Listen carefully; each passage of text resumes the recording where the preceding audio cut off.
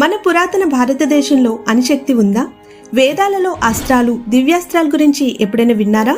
వాటిలో ఉన్న వివరాల ప్రకారం ఇవేంటి అణుబాంబులా అని అనిపించేలా ఉన్నాయి కదా. మరి వాటి వెనుక ఉన్న నిజాల్ని ఈ వీడియోలో తెలుసుకుందాం. మహాభారతంలో కర్ణుడు, అర్జునుడు వాడిన బ్రహ్మాస్త్రం గురించి చదివితే అది ఎటుపోతే ఆ ప్రాంతమంతా బూడిదైపోతుంది, ప్రకృతి నాశనం అయిపోతుంది అంటారు. ఇవి మానవ నిర్మిత శక్తి కాదు, ఏదో అతిశక్తివంతమైన డిస్ట్రక్టివ్ ఎనర్జీ.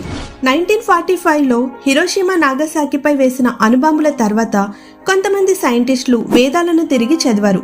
వాళ్ళేమంటున్నారంటే ఈ డిస్క్రిప్షన్ మోడర్న్ డే న్యూక్లియర్ ఎక్స్ప్లోజన్తో మ్యాచ్ అవుతున్నాయని. మొహెంజోదారో ఎక్సావేషన్లో కొన్ని స్కెలిటన్స్ విపరీతంగా రేడియో యాక్టివిటీతో ఉన్నాయి.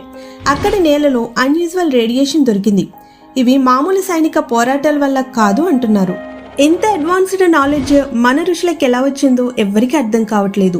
ఇది డివైన్ నాలెడ్జా లేక ఏన్షియంట్ ఏలియన్స్ ఇచ్చిన పరిజ్ఞానమా కూడా తెలియదు. ఒకే నౌన్ సివిలైజేషన్లో అణుశాస్త్రాన్ని వివరించేలా వేదాలుండడం ఒక షీర్ మిస్టరీ. ఇలాంటి మిస్టరీస్ వీడియోస్ ఇంకా తెలుసుకోవాలంటే మన ఛానల్ని సబ్స్క్రైబ్ చేయండి. Thanks for watching.